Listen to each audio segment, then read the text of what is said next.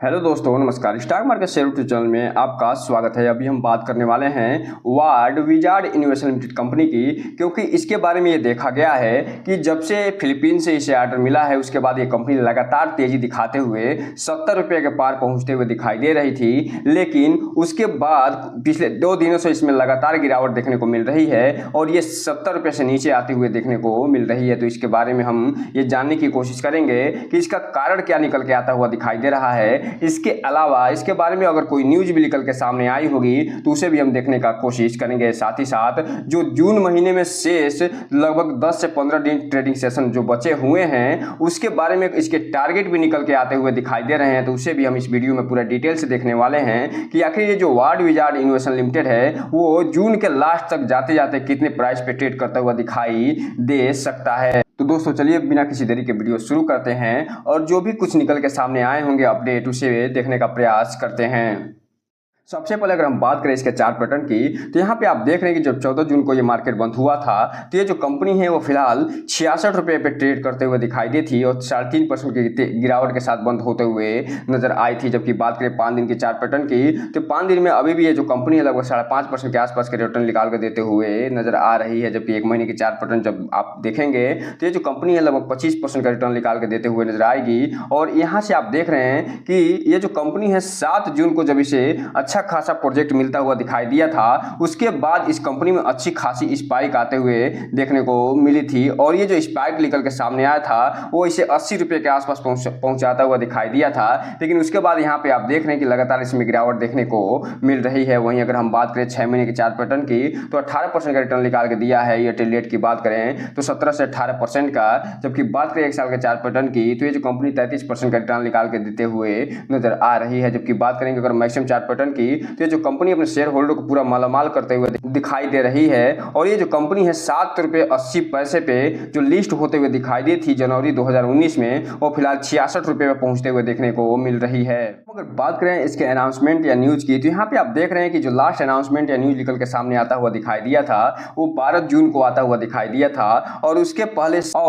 पहले 7 जून को एक अपडेट आता हुआ दिखाई दिया था। और यहाँ पे एक चीज आपको बता दूं कि ये जो 12 जून को इसमें बोर्ड मीटिंग हुई थी उसमें एक फैसला होता हुआ देखने को मिल रहा है और ये जो फैसला हुआ है वो ये बताया है कि 21 जून को एक बहुत बड़ी मीटिंग होने वाली है और उसमें कुछ बहुत बड़े बड़े निर्णय लेते हुए ये दिखाई देंगे, जिसके बारे में हमने एक पूरा डिटेल वीडियो बनाया हुआ है कि आखिर ये कौन कौन से निर्णय ये लेते हुए दिखाई देंगे, किन कौन से चीज़ों पर चर्चा करते हुए दिखाई देंगे, उसको हम इसके इंड स्क्रीन में दे देंगे। वहां से आप जाके पूरा डिटेल से जानकारी ले सकते हैं। और यहाँ पे आप देख रहे हैं कि उसके बाद फिलहाल इसमें कोई भी लेटेस्ट अपडेट आता हुआ दिखाई नहीं दे रहा है। जैसे ही कोई लेटेस्ट अपडेट निकल के सामने आएगा हम आपको वीडियो बना के अपडेट जरूर देंगे। अगर बात करें इसके डिलीवरी पोजीशन की तो यहाँ पे आप देख रहे हैं कि ये जो कंपनी जब 14 जून को मार्केट बंद हुआ था तो उस समय जो टोटल क्वांटिटी ट्रेड करते हुए दिखाई दी थी वो लगभग 21,65,000 शेयरों की ट्रेडिंग करते हुए दिखाई दी थी, जिसमें से लगभग 20 लाख जो शेयर हैं डिलीवरी के रूप में उठते हुए दिखाई दे रहे हैं। जो ये बता रहे हैं कि जो इन्वेस्टर हैं उसमें अच्छा खासा माल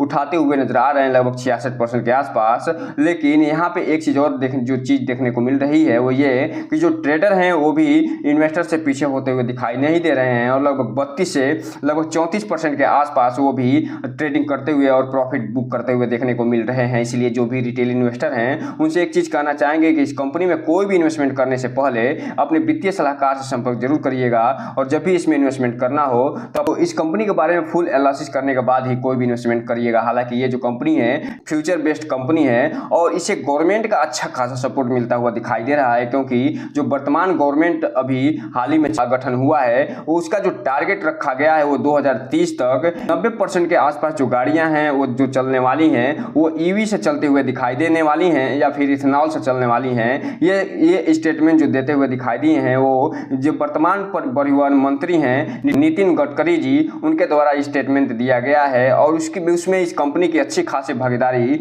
होते हुए भी देखने को मिल सकती है। इसलिए इस कंपनी पर नजर बना के रखिएगा और इस कंपनी को अपने वॉच लिस्ट में शामिल करिएगा, क्योंकि इसका जो अभी मार्केट कैप है वो बहुत ही कम होता हुआ दिखाई दे रहा है। और जैसे जैसे इसका मार्केट कैप बढ़ता जाएगा ये कंपनी बहुत बड़ी होते जाएगी। और पहले तो ये जो कंपनी थी वो सिर्फ गुजरात में अपना कारोबार करते हुए दिखाई देती थी, लेकिन अब ये जो कंपनी है झारखंड में भी अपनी एक फैक्ट्री खोल रही है। और अभी कुछ दिन पहले दुबई में भी इसका एक समझौता होता हुआ दिखाई दिया था। और इससे पहले अभी कुछ ही दिन पहले लगभग 7 जून को फिलीपींस में भी फिलीपींस गवर्नमेंट के साथ इसका समझौता होता हुआ दिखाई दिया था। तो इस हिसाब से आप कह सकते हैं कि ये जो कंपनी न केवल डोमेस्टिक में कारोबार करते हुए दिखाई देने वाली है, बल्कि इंटरनेशनल पे भी ये अच्छा खासा कारोबार करते हुए आने वाले भविष्य में देखने को मिल सकती है। अब हम अगर बात करें कि जो जून में लास्ट कुछ ट्रेडिंग सेशन बचे हुए हैं उसमें इस कंपनी के बारे में क्या टारगेट, क्या मिनिमम और मैक्सिमम प्राइस दिया जा रहा है, तो यहाँ पे आप देख रहे हैं कि ये बताया जा रहा है कि 18 तारीख को जब मार्केट खुलेगा तो ये जो कंपनी का जो मैक्सिमम प्राइस होने वाला है वो 78 रुपये के आसपास होता हुआ दिखाई देने वाला है।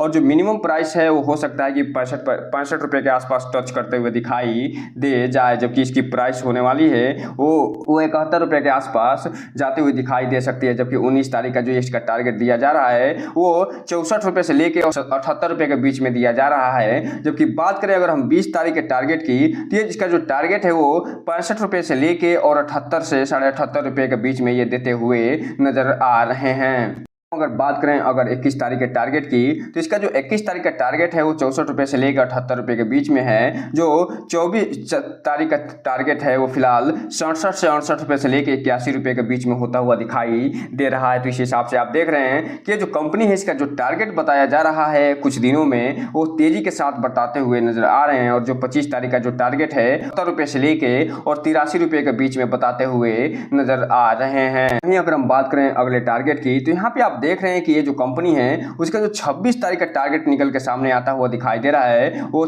69 रुपये के आसपास से लेके और 83 रुपये के आसपास जाता हुआ दिखाई दे रहा है। और जो 27 तारीख का जो टारगेट है वो 70 रुपये से लेके और 83.5 रुपये के आसपास जाता हुआ देखने को मिल रहा है। वहीं अगर हम बात करें 28 तारीख के टारगेट की तो यहाँ पे आप देख रहे हैं कि जो 28 तारीख का टारगेट है वो 68 से 69 रुपये से लेके और 82 रुपये के बीच में जाता हुआ दिखाई दे रहा है। तो इस हिसाब से आप कह सकते हैं कि ये जो कंपनी है वो 18 तारीख से लेके और 28 तारीख तक जो ट्रेडिंग सेशन होना है लगभग 10 दिन, उसमें ये जो कंपनी है अपना जो टारगेट देते हुए नजर आ रही है। मिनिमम वो टारगेट है 65 रुपये का और जो मैक्सिमम टारगेट ये देते हुए दिखाई दे रही है वो लगभग 83 से 84 रुपये का टारगेट देते हुए नजर आ रही है। अर्थात कहने का मतलब ये है कि इसका जो टारगेट रेंज है अगले एक से 1.5 सप्ताह का वो फिलहाल 65 रुपये से लेके और 83 रुपये के बीच में होता हुआ दिखाई दे सकता है। अब ये देखना दिलचस्प रहेगा कि क्या ये जो टारगेट दिए जा रहे हैं वो हिट होता हुआ दिखाई देता है या फिर इसमें गिरावट लगातार देखने को